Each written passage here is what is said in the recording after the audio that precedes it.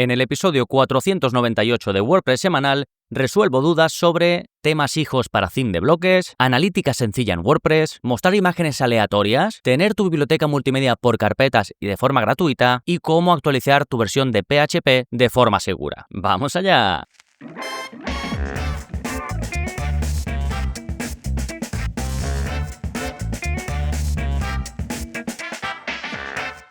Hola, soy Gonzalo Navarro y bienvenidos al episodio 498 de WordPress semanal, el podcast en el que aprendes a crear y gestionar tus propias webs con WordPress en profundidad. Y hoy te traigo un Q&A, un episodio de preguntas y respuestas bastante variado, y ya sabéis que lo que hago es escoger algunas de las consultas que los miembros de gonzalonavarro.es me hacen a través de su pestaña de soporte y las comparto aquí, ¿no?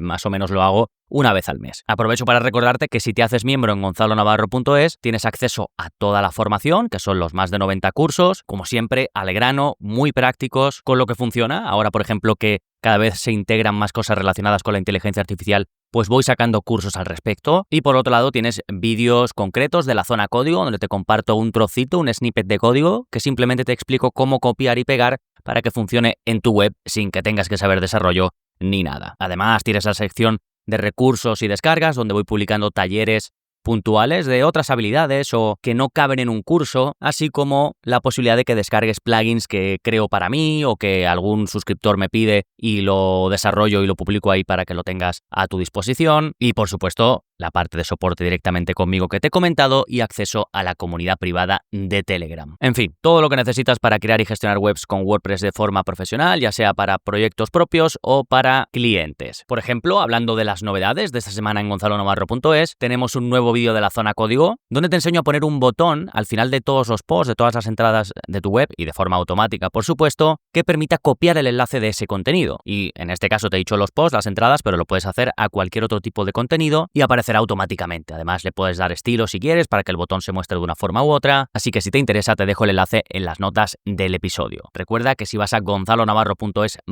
y el número del episodio, que en este caso es 498, tendrás todos los enlaces y todo el contenido en forma de texto para que puedas consultar lo que necesites fácilmente, ¿sí? Y ahí también tendrás la posibilidad de ver el plugin de la semana, que se llama WP2FA, que son las siglas en inglés de WP es WordPress, y luego 2FA sería Two-Factor Authentication. Básicamente es la posibilidad de la autenticación en 2 pasos en los inicios de sesión en WordPress.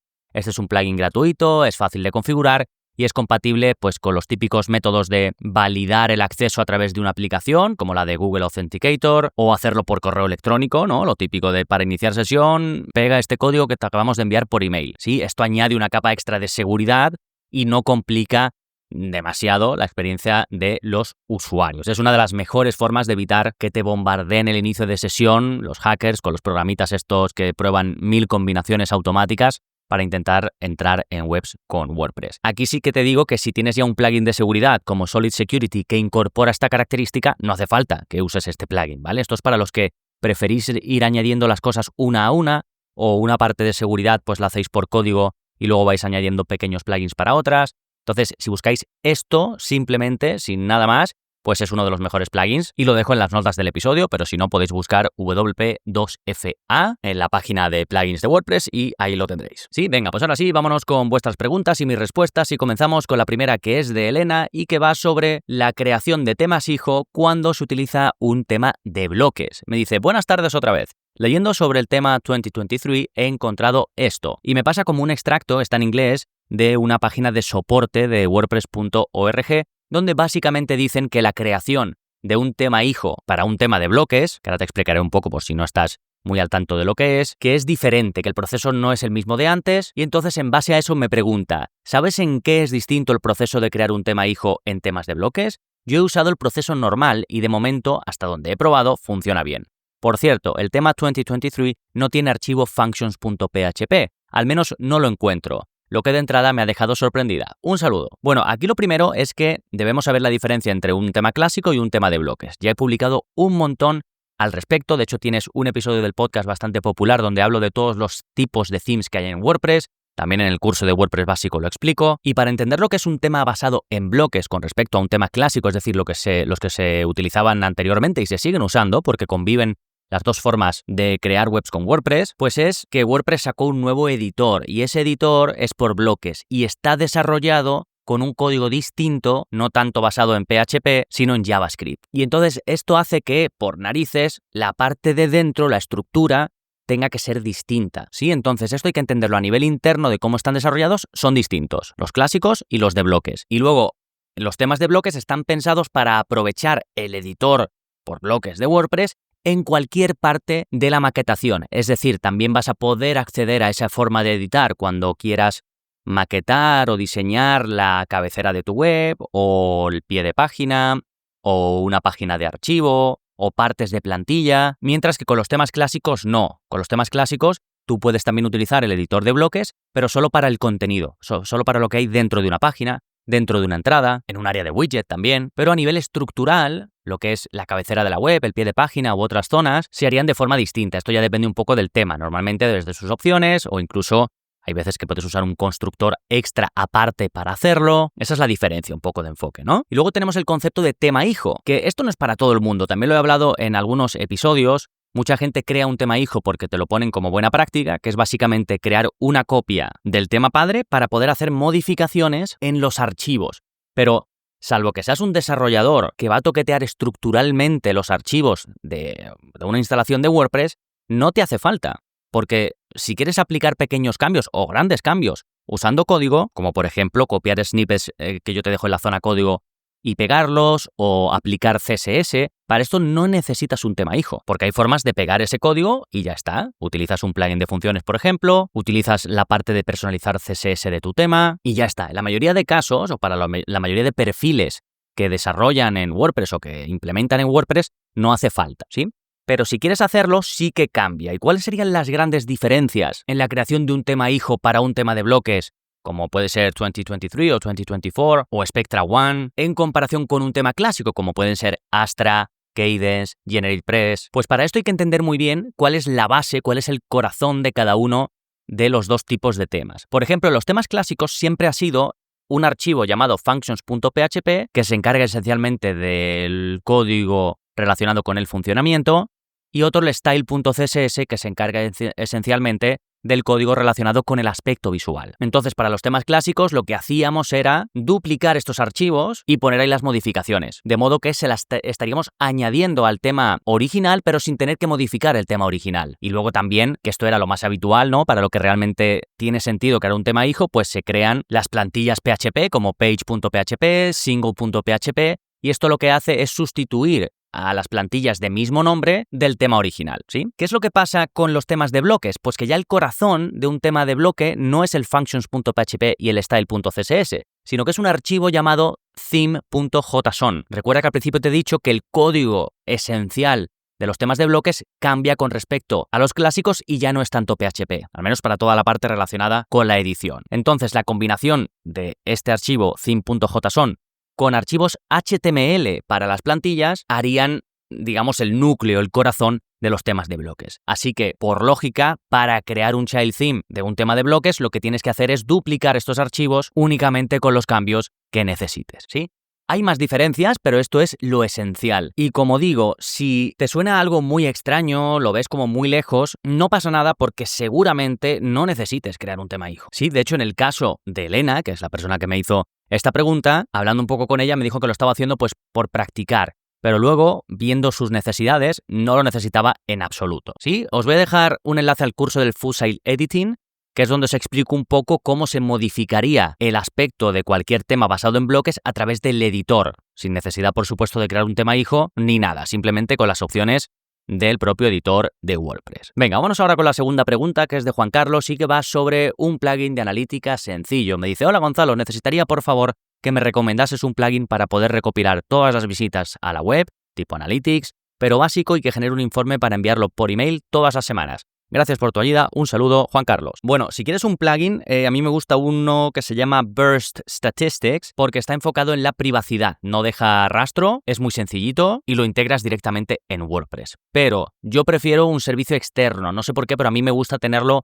aparte y no dentro del panel de WordPress, y ya lo he comentado varias veces, de hecho tengo un curso completo. Yo utilizo Fathom Analytics, que es un sistema de analítica enfocado también en la privacidad. Es de pago, pero es barato y es asumible. Al final ya sabes que Analytics, o Google Analytics en este caso, no te cobra, pero vendes tus datos básicamente, y esa es la transacción que tenéis. Mientras que con Fathom Analytics lo haces todo de forma segura, tienes más opciones de la que parece, es decir, tiene un panel súper sencillo, que es lo que me gusta a mí, llegar y ver las estadísticas que necesito de forma fácil, pero además puedes configurar eventos, puedes configurar objetivos y hacer mediciones, digamos, más avanzadas si lo requieres, vamos, y lo explico de hecho en el curso de Fathom Analytics, que te dejo enlazado justo debajo de esta pregunta 2 de Juan Carlos. Perfecto, vámonos con la pregunta 3, que va de Eduardo y que va sobre la carga de imágenes aleatorias. Me dice: hola Gonzalo, para un proyecto me están pidiendo poner en su web, con Divi, una especie de slider donde cada vez que cargue la página aparezca una imagen diferente.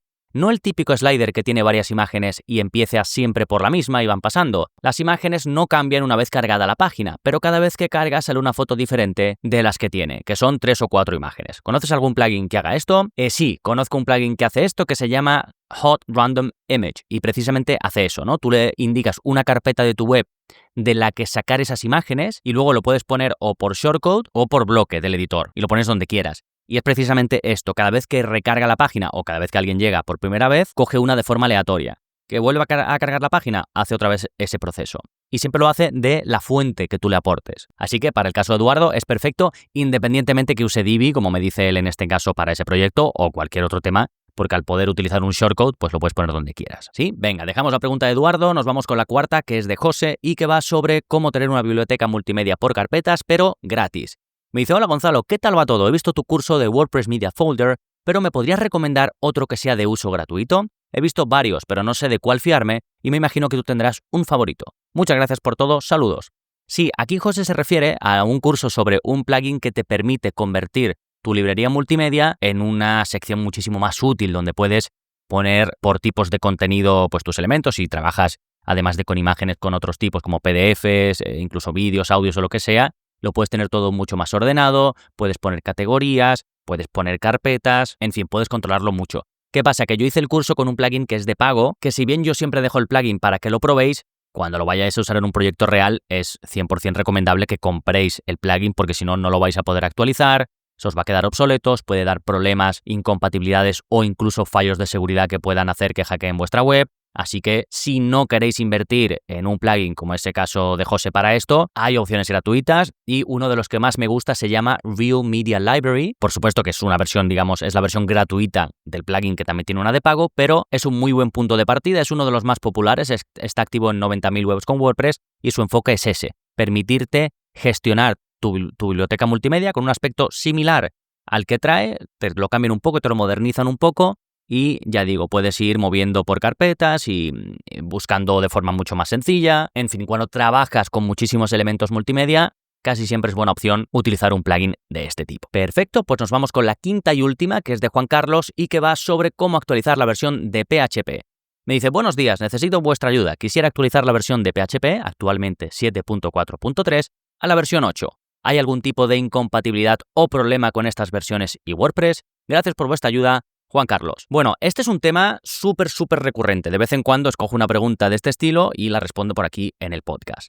A ver, el problema con WordPress sí que es compatible, ¿vale? Pero claro, nosotros a WordPress añadimos un montón de cosas y cada web es un mundo. A lo mejor tenemos WooCommerce y además de WooCommerce tenemos add-ons que hemos contratado por ahí de terceros o de un TPV de un banco o de lo que sea, y que actualizan muy poco su código y que ya simplemente por un plugin que no permite o no es compatible 100% con la versión de PHP que tú quieres instalar, pues ya no puedes. Ya tienes que quedarte pues en la mínima anterior, ¿no? Entonces, las versiones de PHP se van actualizando, que básicamente WordPress ya sabemos que la mayor parte de su código es a través de PHP, y entonces tú desde tu servidor, desde tu hosting, tú vas a decir la versión de PHP que se va a utilizar en esa instalación, ¿no? Y además esto se puede cambiar de forma muy sencilla en todos los hostings. Te vas a una sección que hay versión de PHP, subes a una versión, te vas a tu web, que se ha ido todo al garete, por no decir otra cosa, puedes volverte al hosting y volver a la versión anterior. Al menos la mayoría de hostings que trabajan con WordPress y que se precien tienen esta característica. Y te digo esto porque si bien hay plugins, os voy a dejar por ejemplo uno que es para ver la compatibilidad